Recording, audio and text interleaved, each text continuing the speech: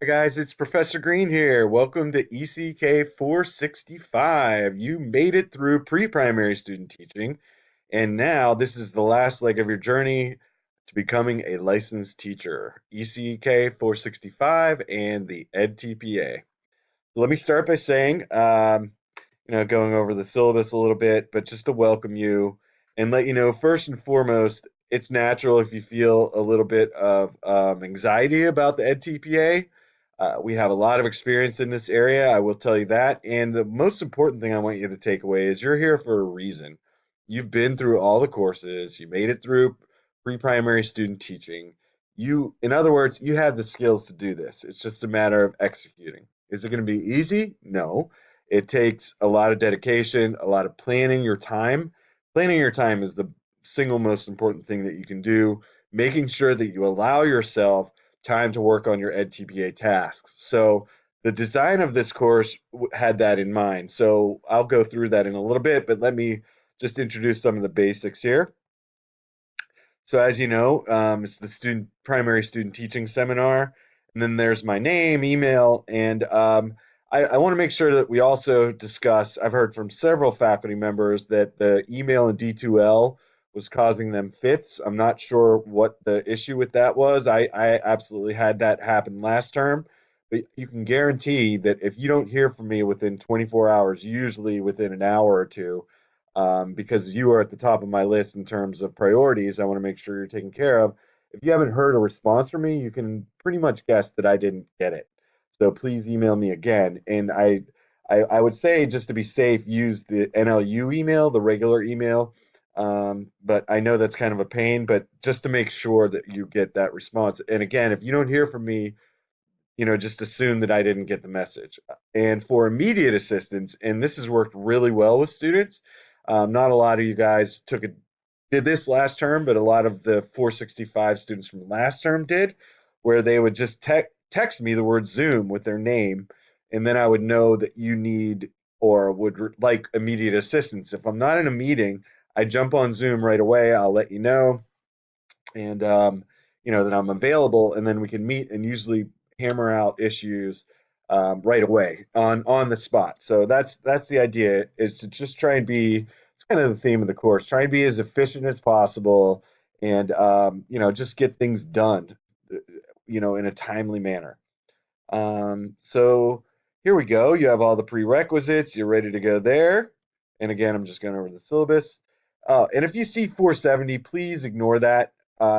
There's a similar course called ECE 470. Our course is ECK 465 and ECE 470 are interchangeable. It's the same thing. Okay, I just want to make that clear. And this goes through a little general discussion of the EdTPA. And then here, this link has the EdTPA templates. So there are one, two, three, four templates. The commentary and the context for learning. The context for learning is the first one that you'll see. And there's going to be a lot more information to come on this. But by template, I mean, whenever you submit your final product to Pearson for scoring, this is what you're going to submit. And there's going to be a lot more to come on this. But just so you know, there are 15 total rubrics and 15 total, I guess, artifacts that you produce for this assessment. But there are only the ones that I showed you, the four that I showed you that use templates, and that you're supposed to use these whenever you create those, and the other ones are self-made, if you will. And again, more to come on that. But I just wanted you to be aware that this is where the templates are. So you can go to your syllabus, and I'm going to post this online as well. But these are all the templates, so they are available for you. And then also, congratulations. I hope you like this part of it. But for the EdTPA, you have to write a learning segment, which is basically 3 lesson plans that are connected. And instead of using the lesson plan template you used in the past, I have good news, hopefully, for some of you, that it is a very, very streamlined version of that.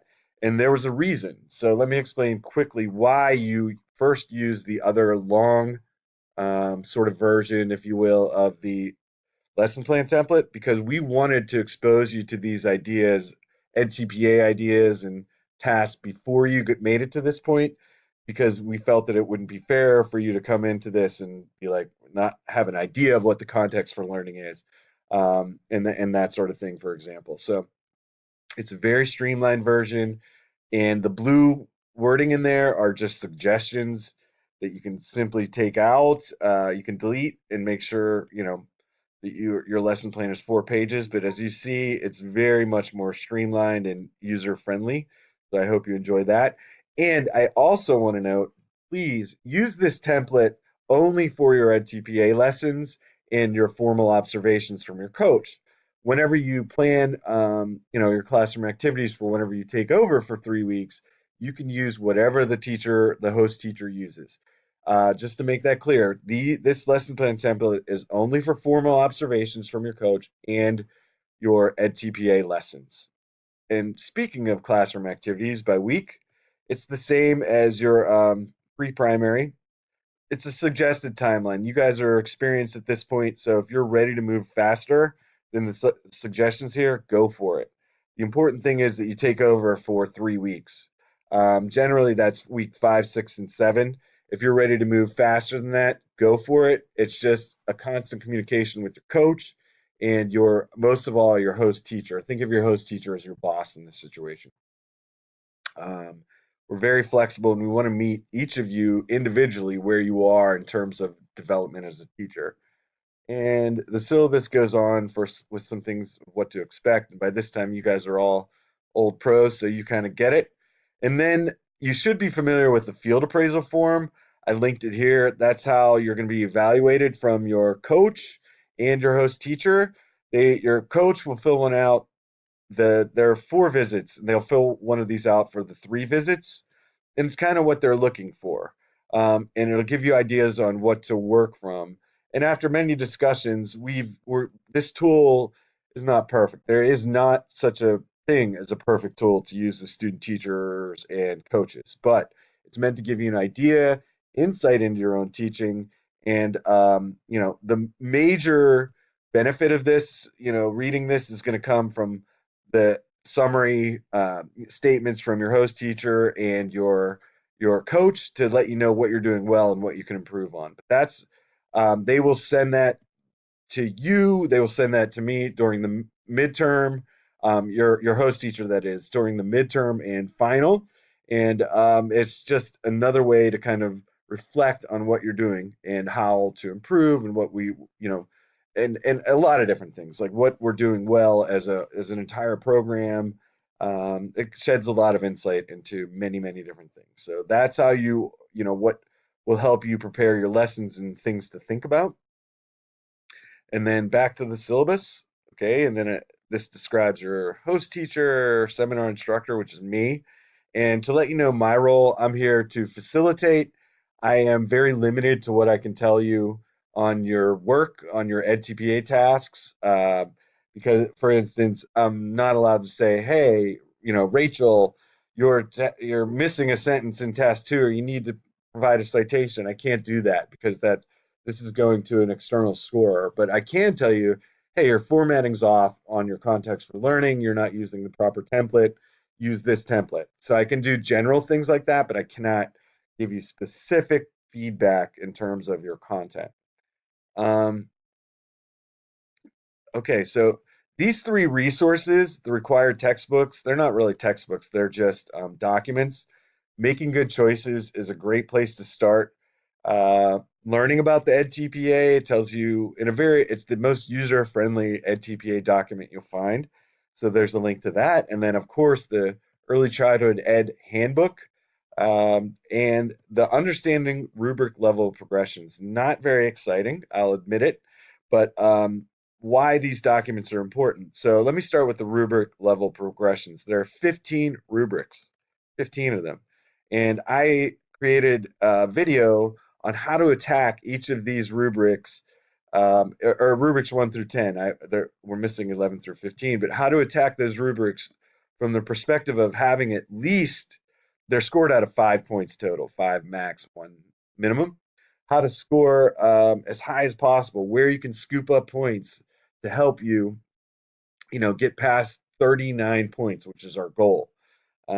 So that use these like reading a dictionary or encyclopedia, old school encyclopedia, as a reference for when you need it, whenever you're working on different parts of the EdTPA. And of course, the goals and requirements. And okay, and what I did, I created another document that'll tell you the readings really are dependent on what you're working on that week. And I created a document that shows you what you could be reading if you're working on a certain EdTPA task.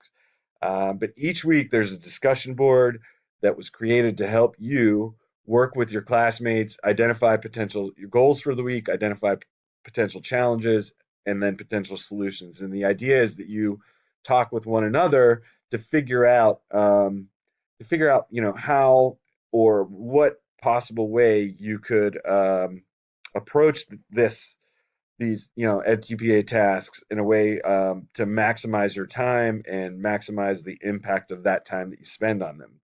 And the goal is generally the goal, and it's not written in stone because there's so many logistical factors, is that you finish EdTPA task one by week 6, all of task one, and then by week 8, the suggestion is to have task 2 and 3. So your entire EdCPA complete by week 8. And that would give us week 9 and 10 to get ready to register with Pearson and submit to Pearson, which is the company that will score these things. So I know it's a lot, guys. I'm planning on a Zoom session early on in the term so we can talk through some questions that you have, and go through any talk about any concerns you have and try and make a plan for it. And I can assure you that I am with you and I will do what needs to be done to help you get through this and provide you with the best resources that are out there. So thank you very much. I look forward to working with you.